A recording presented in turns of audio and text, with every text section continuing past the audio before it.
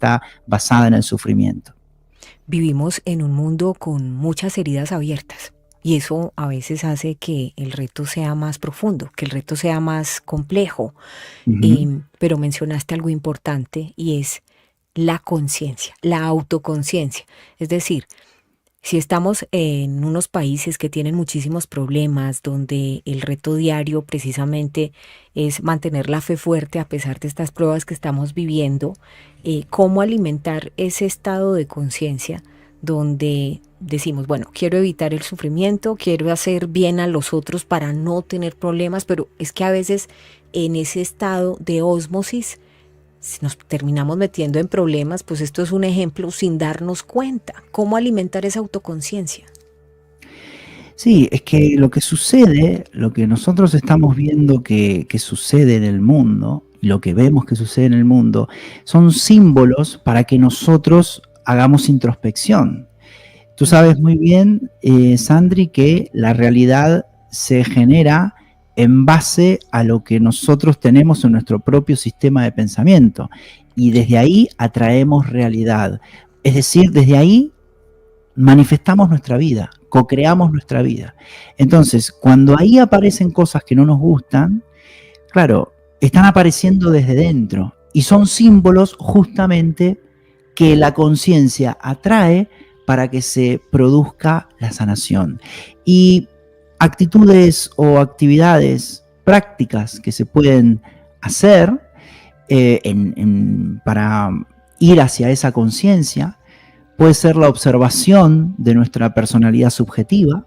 Eso es algo que lo podemos hacer más allá de que estemos con sufrimiento o con baja motivación, con baja autoestima. Y la observación de nuestra personalidad subjetiva, o sea, cuando decimos observación, ¿qué observar? Bueno, muchos detalles y muchos puntos concretos los habíamos hablado. En realidad lo que hay que observar son todos esos pilares del sistema de pensamiento de miedo, ¿no? Luego también está la técnica práctica de las afirmaciones para liberarnos de creencias transferidas, que son las que formatearon nuestro sistema de pensamiento y son las que hicieron manifestar la realidad que nosotros vemos.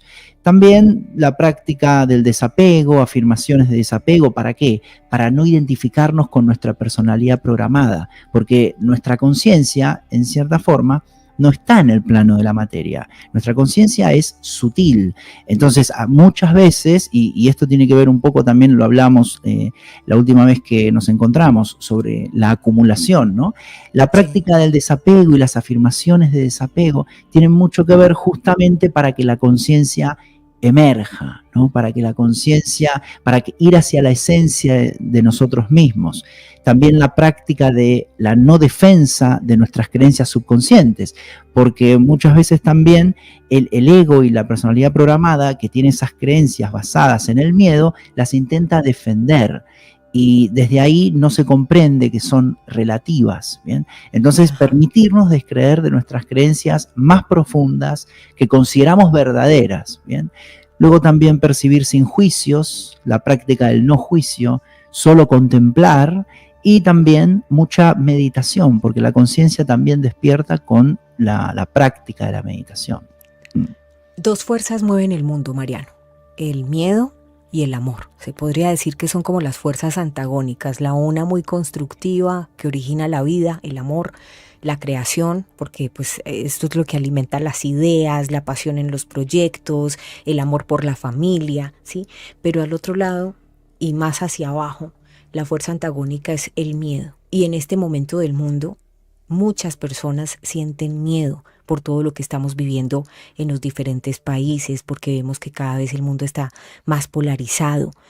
¿Cómo lograr ese punto de equilibrio para ir venciendo el miedo y la desconfianza con ese entorno que estamos viendo afuera tan álgido en cualquiera de los países que cada una de las personas que nos está escuchando vive? Pero sabemos que es el, digamos, común denominador, por decirlo así. Se están viendo situaciones muy duras, muy polarizadas, muy difíciles, social, políticamente, en todos los países, en todo el mundo. Cómo mantener la fe fuerte y no caer en esa desconfianza y en ese miedo.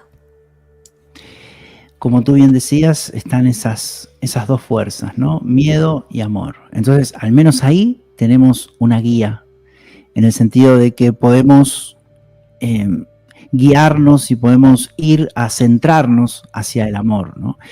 Pero claro, también está esa fuerza involutiva y esa fuerza que genera sufrimiento en nosotros y a la que llamamos miedo. Pero primeramente también tendríamos que reflexionar para saber que ese miedo en realidad está en nuestra propia mente. El miedo es perceptivo.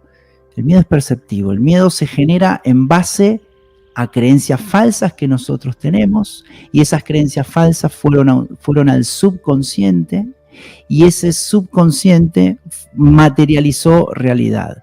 Entonces, al saber que está en nuestra propia mente, ahí nosotros podemos decir, bueno, entonces estoy co-creando realidad, estoy fabricando realidad desde el miedo.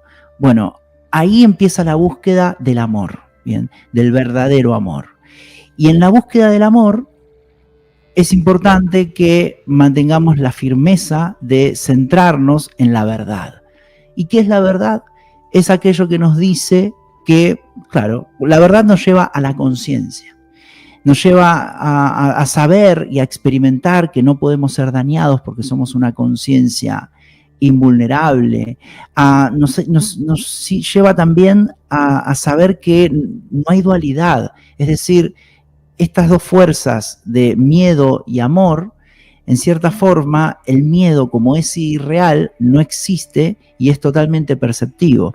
Entonces, cuando empezamos a reflexionar en esas ideas, nos damos cuenta de que tenemos la mente polarizada, tenemos la mente dualizada entre el bien y el mal, entre lo mejor y lo peor, el éxito, el fracaso, lo correcto, lo incorrecto, fuera, dentro, también beneficio, perjuicio, ganar, perder. Tenemos la mente dualizada y tendríamos que intentar salir de esa dualidad para que se nos genere una percepción verdadera.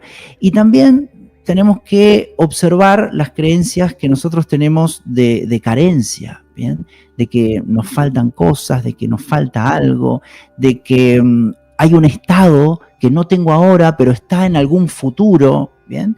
Entonces, saber que en el universo está todo, absolutamente todo lo que necesitamos. Saber también que no existe la pérdida, que todo es ganancia.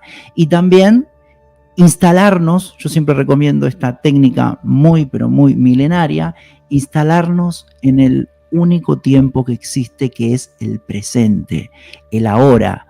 En el ahora no hay emociones negativas, en el ahora no hay tristeza, no hay angustia, no hay bronca. El ahora nos eleva a saber que somos plena abundancia y que tenemos plena gratitud, o sea que podemos agradecer por todo lo que tenemos ahora. Y esto nos invita a desprogramar la mente del pasado y del futuro. ¿Bien?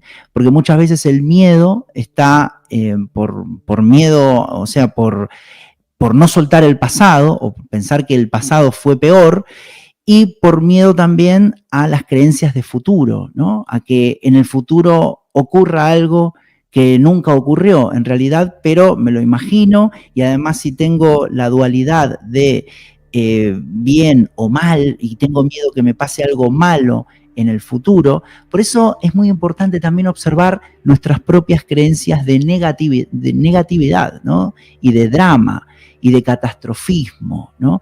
Esas son todas también creencias que absorbimos de la sociedad, absorbimos del sistema educativo, los medios de comunicación, y se nos hizo en cierta forma una mente con una tendencia a crear dramas y catastrofismos, y eso a veces surge mucho de nuestros propios pensamientos. Entonces, en definitiva, la práctica fundamental es la observación de nuestros pensamientos, de nuestro sistema de pensamiento y del miedo que hay dentro de nuestro propio sistema de pensamiento. Y cuando eso lo transmutemos, vamos a tener una percepción capacitada para observar en el afuera el propio amor. Bien, pero el amor primeramente, por eso se habla de amor propio, ¿no?